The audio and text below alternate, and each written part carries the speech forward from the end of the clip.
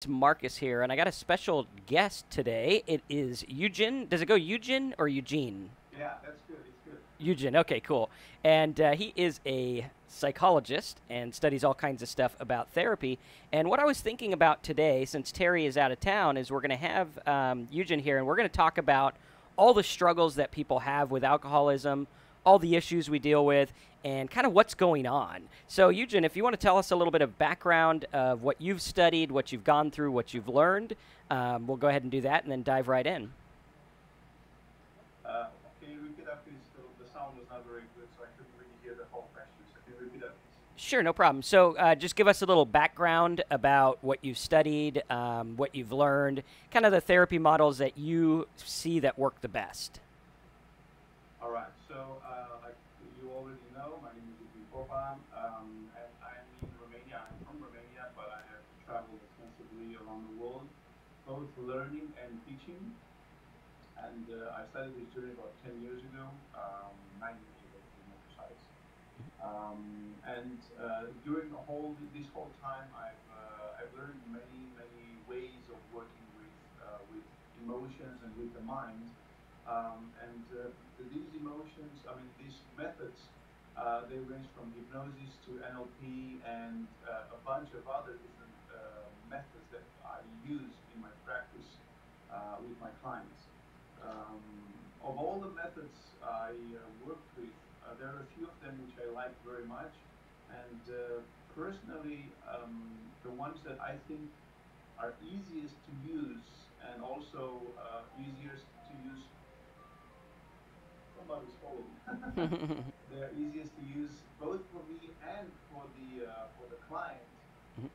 So, like I said, one of these methods is called parts therapy. So then give me a second. I'll be right back. I gotta take this phone out. One second. Okay. Okay, so yeah, he's going to talk about parts therapy, which is good because I think as addicts and alcoholics, we have a lot to learn from some of the struggles that we deal with. And the struggles can be pretty big. You know, a lot of times we have like, why do we drink? And I know for me that was a big one as well. So, cool. Go ahead. Yeah, sorry for that. There was a phone going on. I don't know what happened. No problem. Right. So like I was saying, of all the different ways of working with people and with myself as well, the easiest and the most efficient as well, I found to be this concept of parts therapy, where basically what you do is you don't look at the person as this person has the problem, but rather you look at that person as if, let's say, like I have all these books here, so I'll just pick one up, right? Mm-hmm. So instead of saying this book has a problem, then you go and say there is a page within this book that has a problem, Okay. right? So then you go and find that particular page, and that way it's much faster to work with, and the results are much faster, like I said, and more profound. Cool. Yeah, I like that because a lot of times I deal with a lot of people, and I have kids, and if you guys have kids, you understand this. And the kids come home, and they're like, I'm depressed. And I always tell them, I say, no, you're not depressed. You might have the feeling of depression, but you yourself are not depressed. You yourself are not attached to that. And we look at that, and we focus, and I'm going to turn up your volume a little bit here. Let's see. Volume should be good now. Yeah, so like a lot of times we attach to what's going on. And I know in the alcoholic culture, it's the same thing. It's like, I am an alcoholic. And I kind of look at it like, well, maybe at one point you had alcoholic hysteria, which is what I kind of like to call it, which is like you're in the spiral, you're in the grip. And, you know, throughout your life, you're going to have that creep up, right? It's like, for me, I look at it, and it's never really gone. I always look at it, and I'm like, okay, my thought pattern can go down the path which led me to alcohol, but that doesn't mean that I'm in it. Does that make sense? For sure, for sure. And I'm very happy that you mentioned this. I'm an alcoholic because this is like one of the worst things you can say, and especially when people say, what was that thing? I'm on a high. My name is so and so, and I'm an alcoholic. And they say that in the idea of them being free from that. Well, you can never be free from something that you constantly affirm that you are, right? Mm-hmm. It's like you say, I'm an idiot, but you want to be very intelligent and very smart. Well, if you keep on saying you're an idiot, you end up believing you are one, and there is no escape there. Yeah, and I think what they were trying to do with the "I'm an alcoholic" label is kind of buffer against something. So, like, if you were to go through and say, well, I can't eat cheese, right? You're like, I'm lactose intolerant or whatever. I can't have cheese. Yeah. I think they're trying to get that kind of thing across. So it's like, hey, look, you probably shouldn't try drinking again because it doesn't work for you. And I know a lot of people struggle with that and say, oh, maybe I'll drink later or whatever. And what I Yeah. find in my life is that you get to a point where you're kind of like, I'm okay now, I'm doing good, but why mess with a good thing? You know what I mean? So yeah, go into a little bit about the parts therapy, like how it works, because I know we have a lot of people who deal with issues. For me, I know we just met at the video conference, I think it was last week.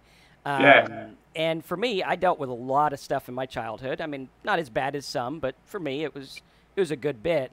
And Yeah. I look at that, and throughout growing up and becoming an adult, I noticed that there are some parts that are a part of the way that I am, or the part of the way that I live and work in the world. Yeah.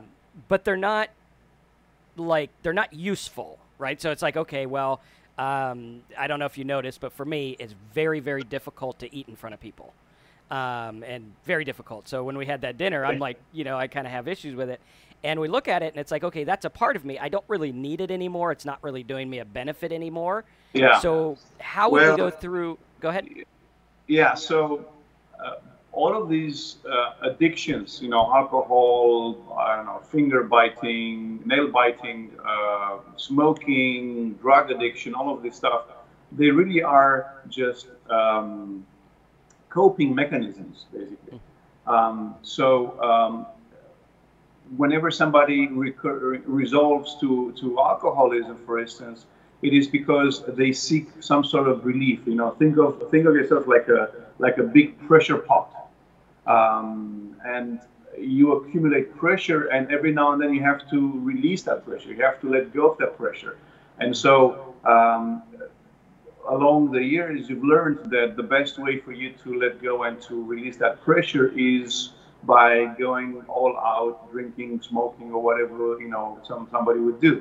And even people, they think when you ask them, why do you drink or why do you smoke, they say, well, it relaxes me, or it makes me feel more like I'm evading, like I'm escaping when I do that, or I don't have to deal with all my problems for a short while. All problems disappear, and so on and so forth.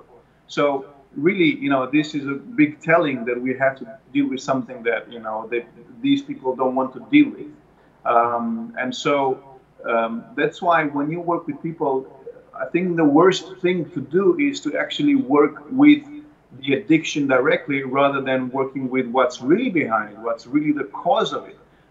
Because addiction, like I said, it's like it's the final step on a long staircase. But you don't need, or you don't want, or you should not work with this final result. It's the tip of the iceberg. It's what's underneath it. It's what's causing it. It's what's creating this behavior that you have to work with.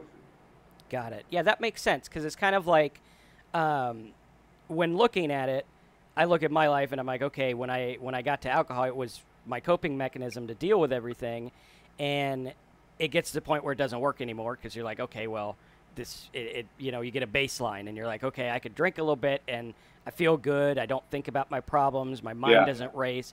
And then years into it, you're kind of like, well, now I'm drinking and I'm getting back to the normal of what I used to drink to get rid of.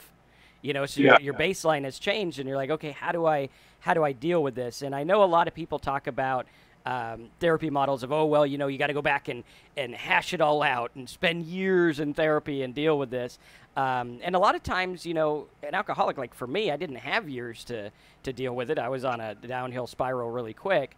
And we look at it, and it's like, what is the way to treat the cause of the addiction without, tell me about your mother. What was it like when you were 5? You know, that kind of stuff. Yeah. Well, I mean, um, if you were to tell somebody, take somebody and say, tell me how was it like when you were 5, most of the time, especially in cases like alcoholism, um, you most likely won't remember. And even if you do remember, so what? It's not going to give you any information pertaining to the subject at hand. You know, like why something that happened at 5 years old would have any implications when you are now 40, 50, 60, 70 years old. You know, that's not the point. But because every time you work with somebody and this person consciously makes a conscious effort to remember something, the mind, what normally does, if you cannot remember something, it will construct something. It will create a memory for you so that you can give a kind of a, so to say, logical explanation to your behavior. But that doesn't mean that that's the cause. So when you do hypnosis, for instance, or when you work with people in a trance, when you do like parts therapy, for instance, in those situations, in those cases, you don't work with the conscious mind. You work with the unconscious mind or the subconscious mind. And at that level, you have all of the information that you need to help somebody achieve the healing that they are after, the healing that they want. So we don't really care. That's why I always say I don't really care what the problem the client is complaining about, right? The problem really is just a label. There's nothing else, right? Like I gave you this example with the book. You know, I can say that this is the name of the problem. This is just a label. I'm not interested on the surface value. I'm interested in what's deep inside. That's what I'm interested in. I start from here, but I go all the way deep inside to find the cause, the root of that issue. And like I said, I can do that in many ways. I can do regression, or I can do parts therapy, or different other methods. Okay, cool. Now, what do you find is, like, you take someone and they come in and they got their problem, they got their issue. When someone is doing better, when someone gets to the point of where they want to be, or you see it to where, like, hey, we don't really need, you're good, you know, you don't need that help anymore. What do you see is the fundamental change? Because for me, I look at it and I'm like, okay, if you were to deconstruct my addiction, my alcoholism, right, can you look at a core set of beliefs, feelings, desires, whatever, back when I was drinking, as opposed to now that I'm doing okay, has that changed? You know, is there something like that that you see? Yes. Well, as with any addiction, and really when I say that, I really mean that. As with any addiction, just as much for alcoholism as anything else, you'll discover that any such addictions, they're actually secondary behaviors. Mm-hmm. As in, nobody is sitting right now and saying, well, I'm going to go and have a glass of, I don't know, scotch or whatever you call it. Mm-hmm. And I'm only going to do that and nothing else. Okay? Nobody's going to do that. Or nobody's going to sit down and say, right now I'm going to have a cigarette. And all my attention is only and exclusively on this cigarette. No. People are drinking and doing something else. And that something else, it is the main focus of their action. Okay. And the addiction is a secondary behavior. And why? What does this tell us? Well, if it's a secondary behavior, that means it's an automatic behavior. Mm-hmm. So it happens without us thinking about it. Now, there are people who say, oh, I really have to drink because if I drink, I'm going to calm down and relax. But what do they really want? They want to calm down and relax, not drinking. The drinking is just an intermediary between how I feel right now and how I expect to feel after I do this action. Mm-hmm. But like I said, most of the times, if you look at somebody who wants, or if you know, people who are watching right now, if you have such an issue like smoking, drinking, take a moment and play with this habit.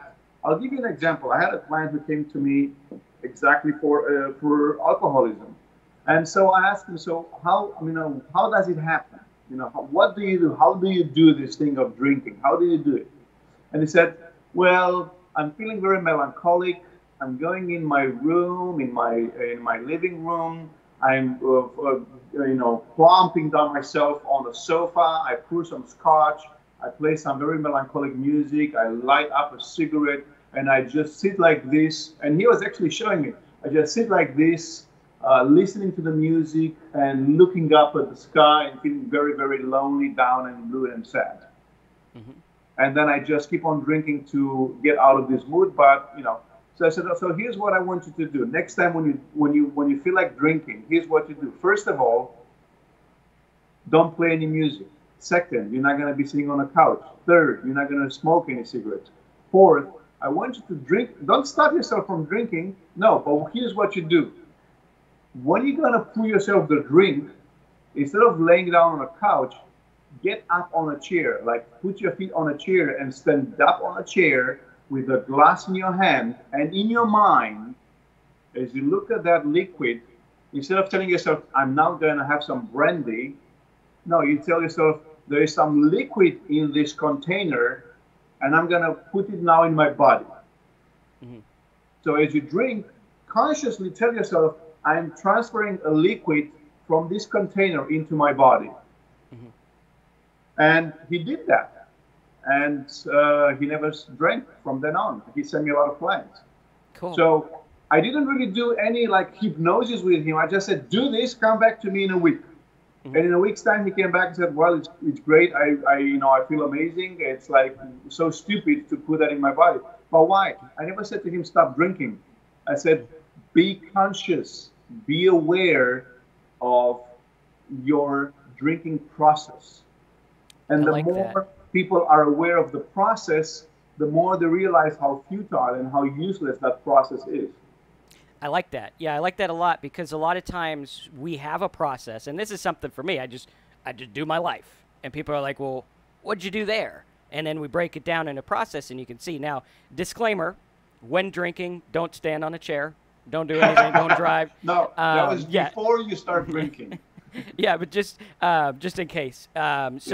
When we look at that, I think it's interesting, because if we look at our life, we have a process. Like, there was a process of going into the store to buy it. There was a process of sitting. And it's interesting that you say that, because when I was at the height of my drinking, I would get really shaky, which chemical dependency sets in, and that's a whole nother ballgame.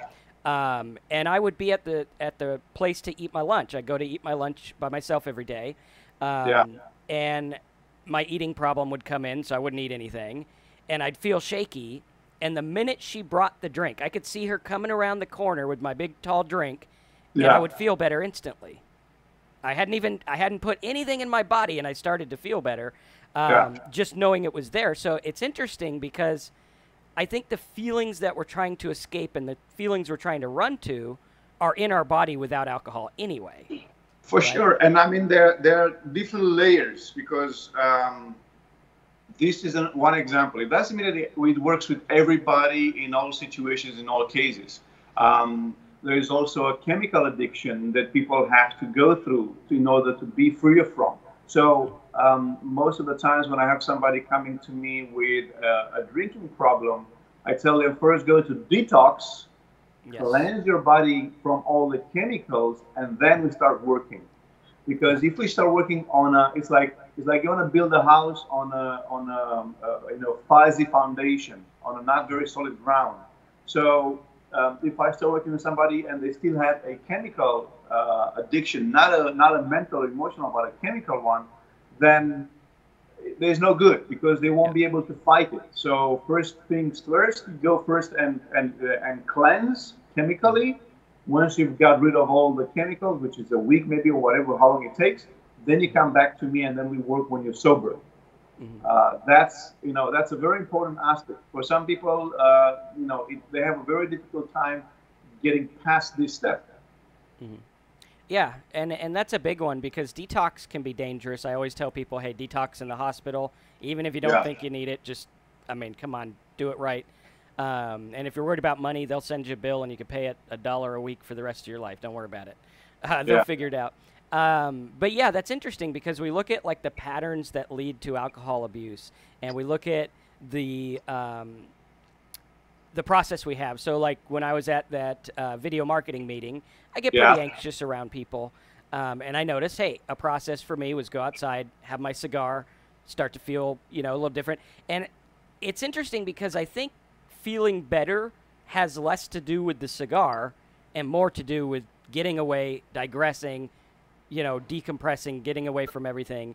Well, yes, it can be that, but also it can be a bunch of other things. Because I mean, here's an example: smoking a cigar or drinking alcohol has a lot less to do with the chemical components as it has more to do with the whole construct around them.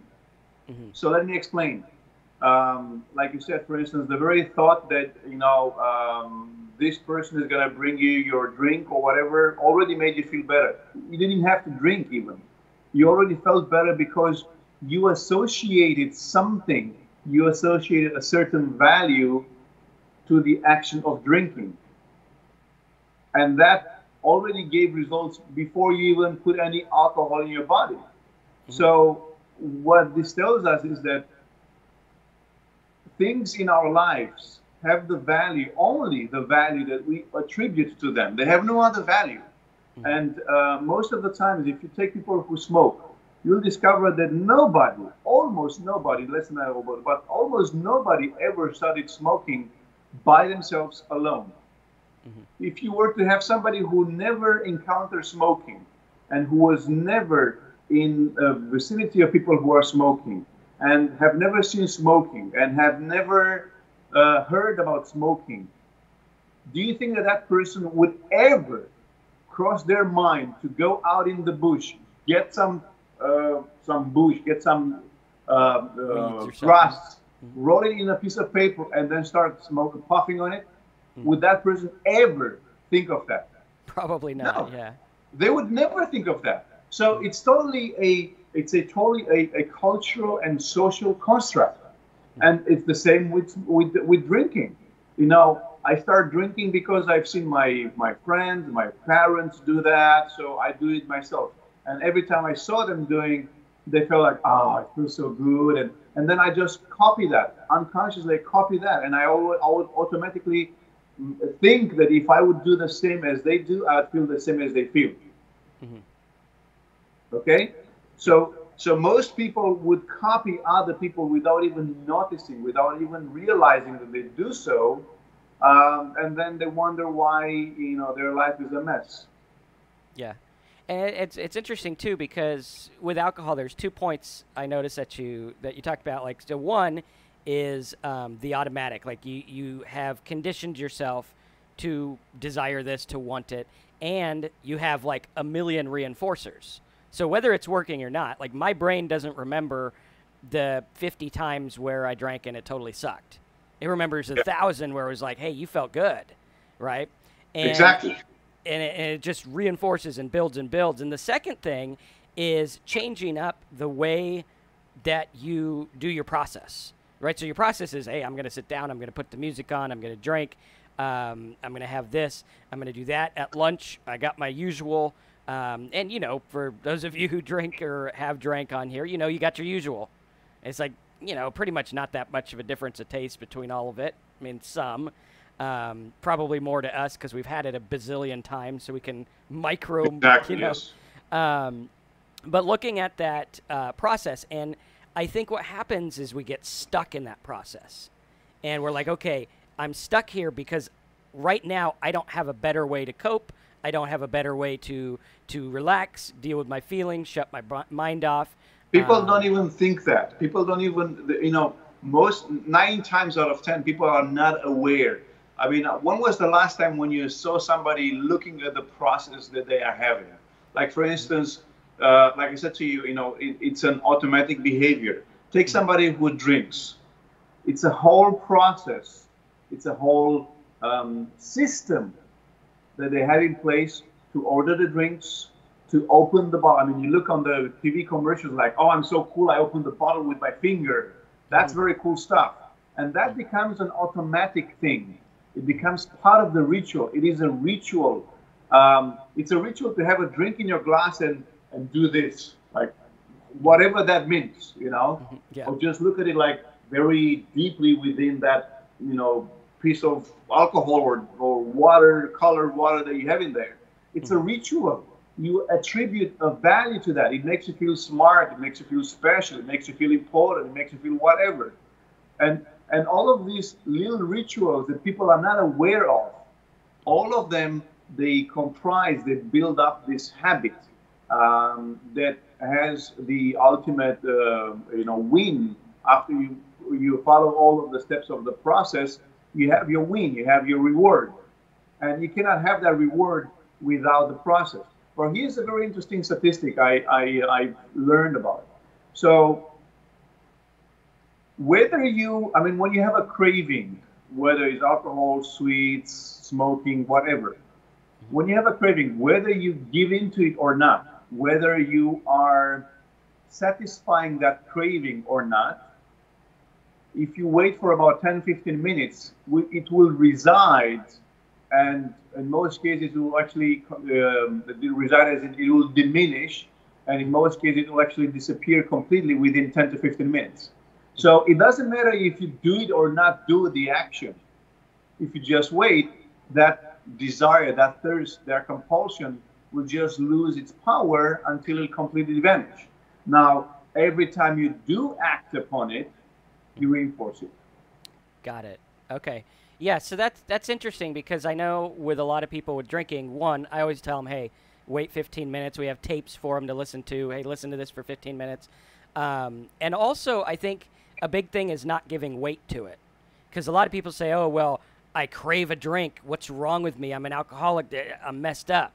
And it's like, well, no, you're just reinforcing things that you've had your whole life. I mean, it's normal. Anyone that did what you did would get the result that you got. And that's why I like the whole idea of going down the process, saying, let's look at this. And for me, I don't think I looked at the process of my drinking until today, till you mentioned it. Like back when I drank, I never really looked at it. I never thought, but now that I look at it, I was like, I used to get my drink and I'd call them the highball glass, and I'd, pour it a certain way. I'd have it this certain way. There you go. Yeah. Yeah, and it's interesting because also when we look at it, scientifically, and I might be wrong here, but the way that I understand it and remember it, I believe the actual chemical dependency changes in your body, the actual physical cravings, end about 2 weeks after you stop drinking, right? Give or take a little. That's why I said when I work with an alcoholic, first I send them to detox, so they have as much as possible a clear body, chemically speaking, and then I can work with cleansing the mind and the emotions that are making that habit come into action. Yeah. And I like that, because it's like, hey, be mindful of it, because we look at it, and a lot of what we do in life is autopilot. I mean, I'm sitting here talking. I don't really have to think about it. It's autopilot. It's all stuff I've learned, reaction, response. When I go to the airport and get on the plane, you get a certain physical change about your body. You get a certain feeling. You get a certain expectation. When you wake up in the morning, you have a ritual for what you do. And I think if you look at this, like Eugen's saying, if you look at it and you say, hey, look, what are you doing? And instead of being in it like, oh, shit, I'm an alcoholic, I'm drinking, I better have another one because I'm just so screwed up. Instead of that, be mindful and say, well, what am I doing here? Right? Is it helping? Is it good? Why am I sitting there? Why do I want to play sad music?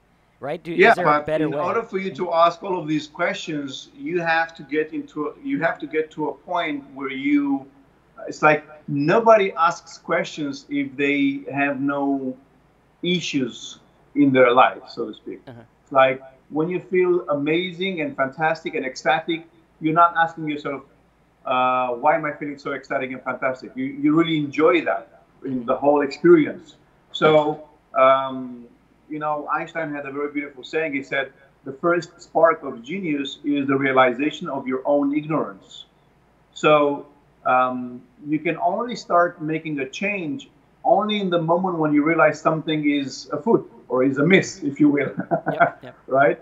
If you don't have that concept in your mind, if you don't think something is wrong, then why would you change? You know Yeah. what I mean? Yeah, and that's interesting because one of the questions I had for you is, what do we do with people who kind of know they want to quit? So, like my brother, we talked about him on my channel here. He struggled. We took him in rehab. At 1 minute, he says, "Oh, I want to quit. I want to get rid of it." Next minute, he's like, "Whatever, dude. Don't talk to me. What the hell are you judging me for?" Or whatever. So, Exactly. how do we deal with that, or what would you say Well, to that? remember the example. In these cases, what I would do, I resort to the concept of parts therapy, because basically, um, take the example you just gave me. Hmm. Somebody says, I really want to quit. It's too much. I'm, in over my head. I'm fed up. I want to get it over with, and so on and so forth. Hmm. At that point, you are talking to this page of the book, or Okay. this page rather is talking to you. Hmm. Okay, it's this part of the book that's talking to you at that very particular moment. However, the one who is drinking and he says, "Get away, let me alone," and all that is this part. Okay.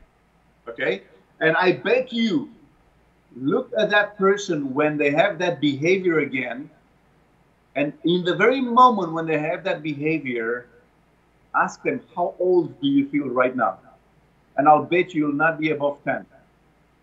Got it. Okay. Interesting. Because that reaction of leave me alone, get away, and all that stuff, that's a childish reaction. That's a child who wants to be left alone, who he doesn't have any better coping mechanisms, and then he'll just do whatever it comes easier, and he'll just do that. Because it learned over the years that that's the easiest part, the easiest way to forget about the world, to forget about problems, issues, rent, house, wife, cousin, car, business, boss, and so on and so forth. So it's a very easy way out. And it's something that they learn to do. And especially, like I said, if you're not like a complete alcoholic, where if you don't have a drink for 1 or 2 days, you're completely bash out everybody and whatever. And then we're really talking about a very chemical compulsion right there. But if you don't have that particular issue, then it's very easy to work with. And like I said, in those situations, I would work with parts, because again, it's not the whole person who is. Most people, when they have a problem, they identify themselves with the problem, and it's this very identification with the problem that makes that problem to be very difficult to resolve.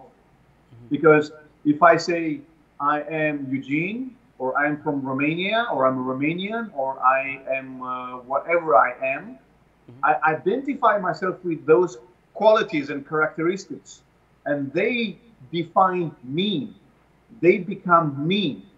And so, that old dictum who says, divide and conquer. What you have to do is you have to dissociate yourself from the problem and say, this is who I am, and this is the issue right here. We're not one and the same. This is me, and this is the problem. Now I can look at it, I can objectify it. If I say I am this pen, then I have this pen, and this pen defines me and limits me at the same time. But if I say this is me and this is the pen, now I can objectify the issue, and in the moment when I objectify the issue, I can work with the issue. As long as I'm one with the issue, I cannot work with it. I have to dissociate myself from it to be able to conquer it. That's good, because I look at that, and a lot of people, like for me and a lot of other addicts, we have lots of stuff. Like I think they call it co-occurring illness or something like that. And it's like, well, yeah, I mean, you should probably call it like 50 million concurring illness or whatever. Yeah. And we have all those things, and instead of saying, well, I had this kind of thing, or sometimes I exhibit this behavior, or sometimes I feel this way, we just kind of chalk it up. Like my kid sometimes comes, she's like, what's wrong with me? And Yeah. I'm like, well, there's nothing wrong with you. Well, why do I feel this way at school?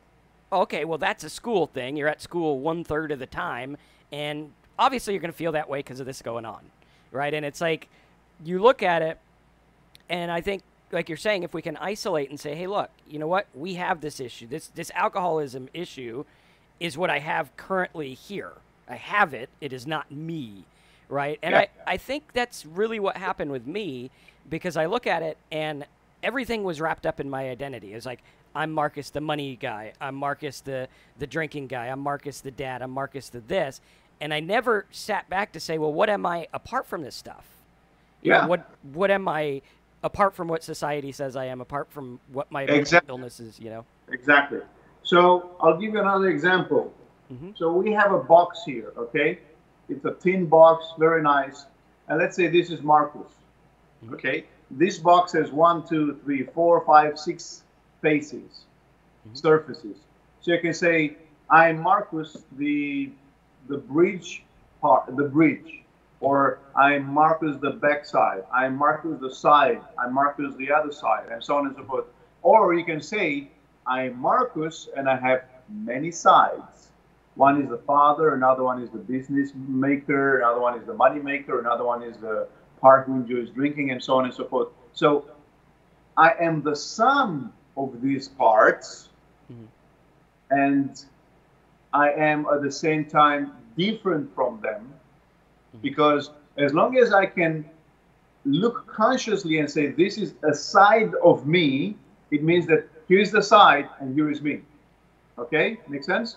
So if I say that, then it means that I automatically dissociated myself from that perspective.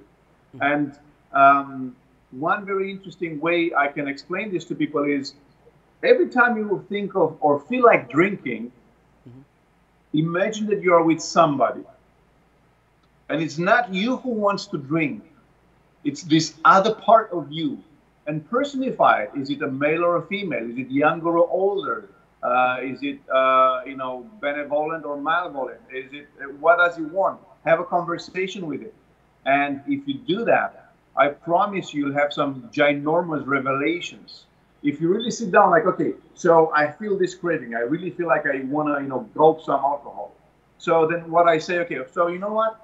This part of me who really feels like drinking, who really feels like going all out and drink, let me imagine that this part of me is sitting right here next to me, like 1 foot away from me. So this is me, and here is the part who wants to drink. So I say, hey, how are you doing? I'm trying to, in my mind, I kind of like play, I have this role play in my mind. I go, so is this a male or a female? Is it young or old? Is it good or bad? Whatever it is, right? Then I strike a conversation. So why do you want to drink? What's the need? What do you want to achieve? And just make a dialogue. And this dialogue, which is an internal dialogue, it will give you some tremendous insights. That's one way of doing it. I like that, yeah. I like the part where you're talking about the parts, because, I look at that and it's like, well, for me, I know there's a part of me that is prone to alcohol. I like it. I smell it, I drink it, I like it. That part, I don't think will ever go away. And that part, I don't ever want to test again. It's like, why would I do that? Because I know it's going to activate all that stuff I had before. And, it's kind of like activating psychological stuff with the chemical component, which is just a mess. I mean, you're like opening up for all kinds of stuff. And if I just keep it there and say, hey, you know what? There's this part of me. It has the alcoholism. That's what it has. And if I drink, that part's going to be at the forefront. That's going to be the king, and I don't want it to be the king. And that's interesting. So let's take a couple questions, if you don't mind. Let me say one more thing, and then we go into the questions. But here's one other very important thing that I think if people would understand just this part from our entire conversation, they would have tremendous, tremendous results. And here it is. The very fact, just the fact that you feel like drinking, it doesn't mean you have to do it. Yep. I can feel like, it's like, think about it this way. It's like, I can feel like I want to go and, I don't know, kiss that girl. It doesn't mean I do it. I feel like I might want to have another bite. It doesn't mean I'll do it. I feel like I need to go to the toilet. I can still hold it for an hour, for 2, for 5, for 10, for whatever, right? But so the very fact that you feel something, even that if that's a compulsion, the very fact that you experience it, it doesn't mean that you have to automatically put it into action. Yeah. All right, let's take some questions. Cool. I like that. Okay, so let's see here. We got some questions here. Craven says, I appreciate the smoking example, but I feel like if you go a different culture, common curiosity would make you want to explore why they do it. Okay, that's interesting. Not really a question, but could be Yeah, interesting. I've heard that before. For me, for instance, is with food. Now, I don't find that very negative. Let's put it this way. But to answer Craven even more directly, there is a belief, and this is very important to understand. There is a belief that if you go in a different culture, you have to X, Y, Z. You don't have to. Yeah. It's a belief that you have.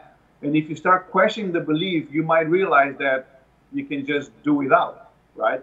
And if you must try something new because you go into a new culture, it doesn't have to be something that is detrimental to your health. Yeah. You know, I can go into a new culture and go and watch a folk dance or watch something cultural from that particular place. It doesn't have to do anything with drinking or smoking or drug addiction. Maybe that culture is a very violent one and they have a rite of passage where you have to cut off your finger. Would you go and do that because it's a new culture? No, you won't. Well, it's the same thing here. It's like if you go into a new culture, you don't have to pick up all of the bad stuff just because it's a new culture. Yeah. And it's interesting, too, because most other cultures don't have overweight eating issues like ours does in America. You know, you go there and it's like, what are you talking about? We eat what we need to eat, and that's it. And I think that comes with the American idea of more is better, excess is better, you know, more money, more whatever. Yeah, exactly. But yeah, that's interesting. Okay, so Prashant says, is alcoholism an allergy of some kind that when triggered due to the first drink causes compulsive drinking till blackout?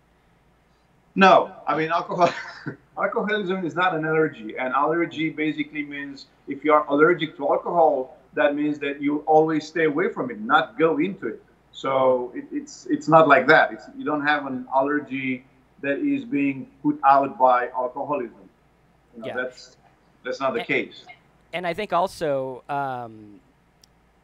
when he's talking about like when triggered, I think it's anyone. Like I think every human being has an allergy of some, if you want to call it an allergy, to alcohol because alcohol innately is bad, right? So, but again, remember, alcoholism or any addiction, it's a coping mechanism. So what does that mean?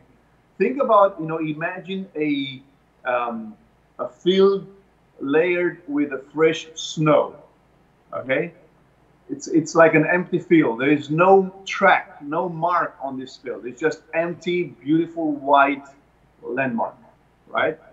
And now you start walking in this field and you start laying down some tracks. Now, is it easier to follow the same path or to create a new path? Same path. Same path, of course. So if you once saw that whenever people deal with stress, they resort to this kind of behavior, and then another person and another person in a different situation, and they all come back to the same behavior, you've just learned that that's what you need to do to be cool, to be calm, to be relaxed, to be smart, to be intelligent, to be important, to be valuable, to be special. So now you have this path. So every time you need to feel any of those things, you're going to take on this path. And you've learned this behavior, okay? This is learned behavior. You're not born with it. You learn it. And so now that you know this, you think in your mind, so next time when I'm going to feel stressed, depressed, sad, and lonely and whatever, I would normally go this way. But I don't want to do that because if I go this way, it creates a lot of problems for me. So let me consciously try a new way, and you'll see that something happens. The more you take on the new way, the easier it's going to go for you to go on this path, and the more this other path disappears. Because with the neurons in your mind, in your brain, it's use it or lose it. If you don't use those neurons, they will have no more value, and therefore they will just cut off those connections. Got it. Cool. Yeah, and like he was saying with the first drink thing, I think it's just a learned way of looking at it. And when you have your first drink, all your inhibitions are lowered. Like everything's just, all bets are off. Like, and that's what keeps me from having the first drink is I know, boom, I'm going to go into that cycle of depression. I'm going to go into this. I'm going to have this just first drink. And then you're kind of like if you try to stand really straight, right? And you're like, I stand straight. And I come up and I push you and I get you off balance, right? Once I get you off balance, I could do whatever. I could slap you on the floor. I could do whatever because you're off balance. So that first drink is getting you off balance. And it's awakening, the side. It's like, here I am, I'm Marcus, this guy, and you get me off balance, and now I turn into this guy, and it's like, well, the drinking Marcus is now awake, and he's taking over, if that makes sense. Okay, let's see. I've observed my there we go. I observe my process of drinking. Whenever I go drinking binges, I have mood swings days before. That's good to notice. Then I pick up the bottle and go into the downward spiral. Tell me why this is happening. So why does that, he gets a mood swing? I don't know why that's happening, but one of the explanations, it was just what I said to you before. You have mood swings, and then how do you calm them down? Doing something you've done before that in your mind, you believe that it helps with it. Yeah. So I have mood swings. What can I do to alleviate them? Get drunk, all right? Or, you can do something else. You can go running, do some sports. And you'll discover that that's not going to happen. But those mood swings, think of the mood swings as this part has some problem or this part has some problem, and now they're creating those mood swings. It's not the whole you. It's a part of you that's not feeling good, and that kind of, when you have those mood swings, it's kind of like calling your attention up on it. Now, you don't know how to give it attention, so you go drinking to cover it up, and then it's going to come up again. Well, and one thing I do, too, is like, so I have mood swings. So what? Yeah, you can also look at it that way. Yeah. Yeah, it's like, so, it's like sometimes I know I wake up and I'm irritated. Sometimes I get angry. Sometimes I'm just a total ass. I'm like, and I'll say, hey, I'm going to go outside because I don't want to be an ass around anyone. And usually it'll go away. Yeah. I find that when you don't give value to something, it goes away. Like right now, he's looking at it. Exactly. He's like, I have these mood swings. What am I going to do? Or maybe girls who have their time, and it's like, I got my time of the month. And it's like, okay, well, you do, but you're giving it like this whole thing. You're like, this is the time. This is the thing. Instead of just being like, well, hey, that's what happens. I'm going to be a little irritated. Whatever. Someone cuts me off in traffic. I can say the F word instead of the D word, You're just a little angry. But, yeah, I think that'll help. Tyson says, hi again. What do I do when I know I'm an alcoholic or soon to become one, but I'm like, so what? Because my depression and the lack of motivation to improve my life.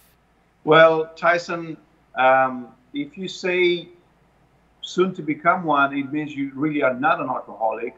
You just became aware that you found a way to fight depression with alcoholism, with alcohol. So the problem is not alcoholism, it's depression, okay? So alcoholism is really just a way to combat and to alleviate the suffering from depression. So in this situation, I wouldn't even consider looking at alcoholism because that's just a coping mechanism again. So the real situation is with depression.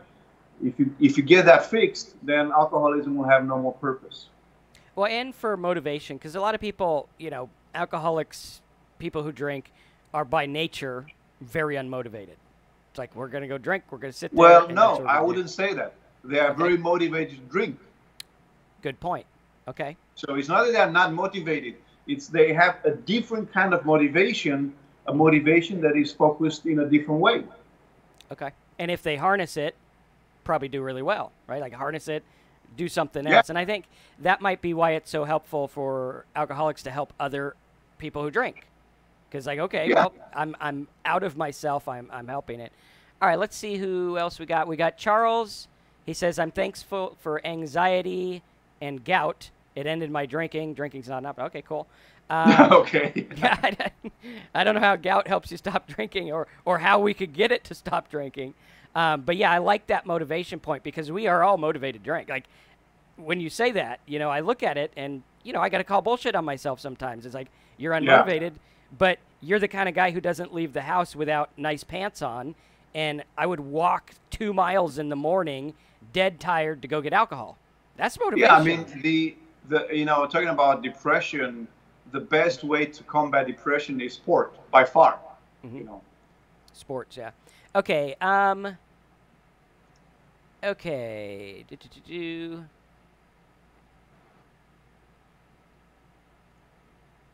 So wanting the relief, mental obsession. I never had the first drink to get drunk. I had the first one to feel it. So he's saying he has the first one and then it keeps going. Okay. I'm a binge drinker, but I actually not a good drinker. It doesn't take me long to get drunk compared to others around me. Well, that could be a blessing in disguise because, hey, but yeah, that looks like about all the questions. And I think the real takeaways here are look at the process. Like when you go through the depression and stuff, like Eugen's saying, how old am I right now? Who's depressed?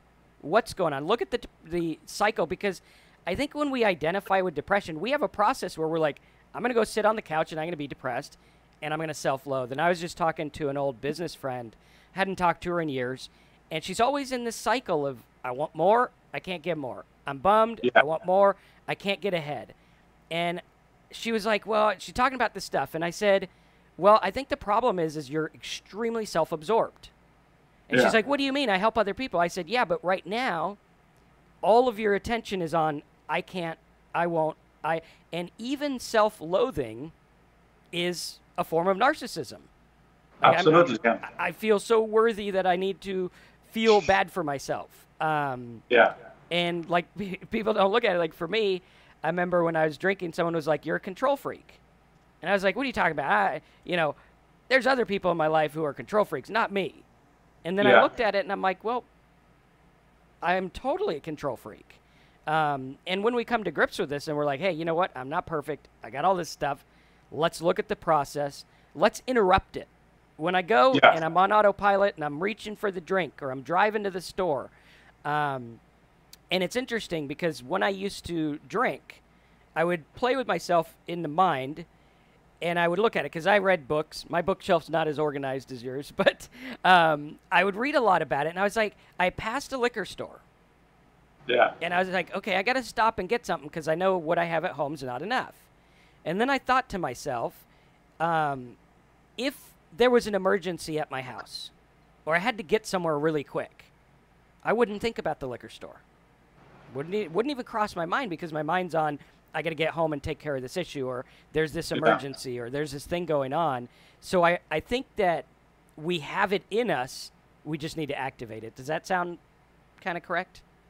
Yeah, for sure. And I mean, if I were to, kind of wrap things up, kind of repeating what you just said, I would say, like the key takeaway points from our conversation today, I would say, number one, just because you feel something, it doesn't mean you have to act upon it. Yeah.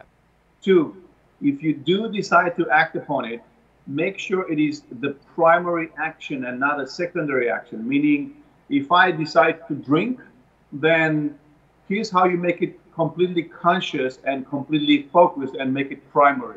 You take the glass of drink, and then if you pour something, you say, now I'm pouring something in my glass. I'm pouring some liquid in my glass. And then you say to your mind, you say, now I'm taking this liquid from this glass and putting it into my body. It's not like I'm drinking scotch or I'm drinking, I don't know what else, very special or whatnot. No, I'm taking some alcohol, I'm transferring some alcohol from this container into this container. You repeat that into your mind.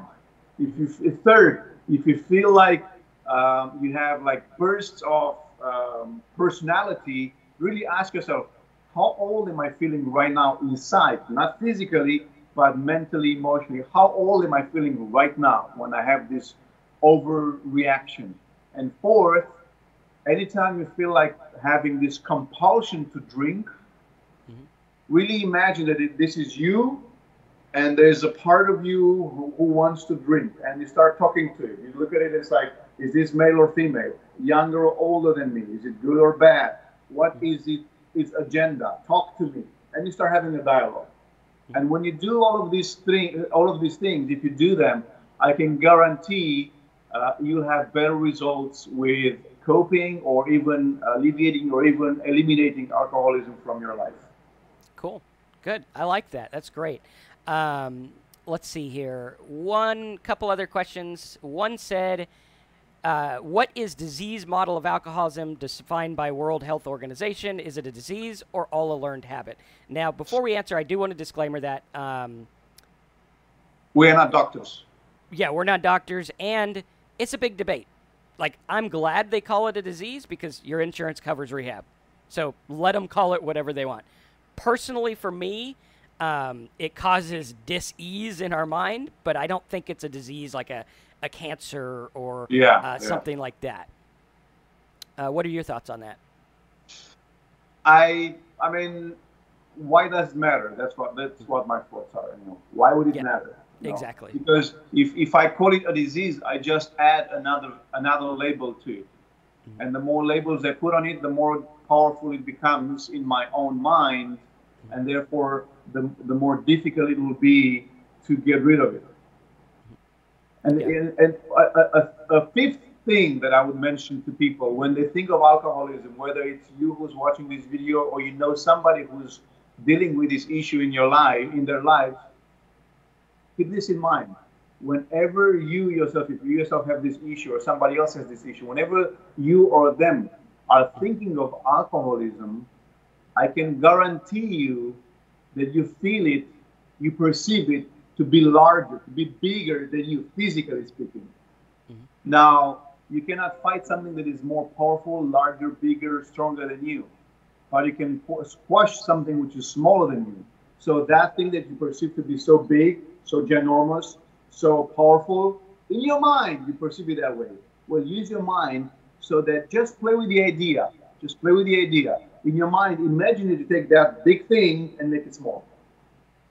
Cool. You take that big problem, this big monster called alcoholism, and just imagine that you make it very small, very tiny, like a little bug, and see how you feel about that then. If you can control it or if it will still control you. Cool. Yeah, that's definitely helpful. Let's see. Is it true once an alcoholic, always an alcoholic? Does it mean that if I drink after being sober for years together, one drink will send me back to square one? That's bullshit, if you ask me. Okay. I think for me, I look at it and I don't want to find out. Like I got a good thing going on without drinking. Yeah. And I don't want to find out what would happen because I know that my mind goes down certain routes. But, you know, a part of you might always be one. Who knows? That's the part of you. Not necessarily. I mean, it's not that if once an alcoholic, always an alcoholic. I don't believe that. No. People change all the time. So it's not like, you know, there's a big debate if people change personalities. If somebody can change their personality. And the short answer is yes, they can. In time, they can. Cool. And, you know, don't use that as a way to be like, yeah, I can drink again. Use it as a way of saying, I don't drink anymore. Exactly. My life's I mean, better. don't what do you call that? Tempt yourself. Yeah. Cool. All right. Well, I think this was a great session. Eugen, thanks for being on here. Where can they find your videos? I have a channel. I just, actually today I put up a new video. It's a brand new channel in English. So you'll have some information in English. I will send you, Marcus, the link to my channel so you can put it, you can give it to people in description online. I don't know, either that or we can put it in the text, in the chat, whatever. Okay. Either way is good. Yeah, I'll put it in the description. That way when they watch the video again, we'll have it there. But thanks for joining us, Eugen. Really appreciate it. Always a pleasure. I learned a ton of stuff. So thanks, and we'll talk soon. Thanks again, guys. Thank you so much for the opportunity. Thank you everyone who's been watching and everyone who's been commenting or that will comment in the future. I'll be sure to watch the conversation happening here and respond to all of the comments or questions that arise even after this this conversation. So thank you so much again for the opportunity. Thank you. All right, go to talksober.com for more videos and my letters, and we'll see you next week. Thank you. Bye-bye.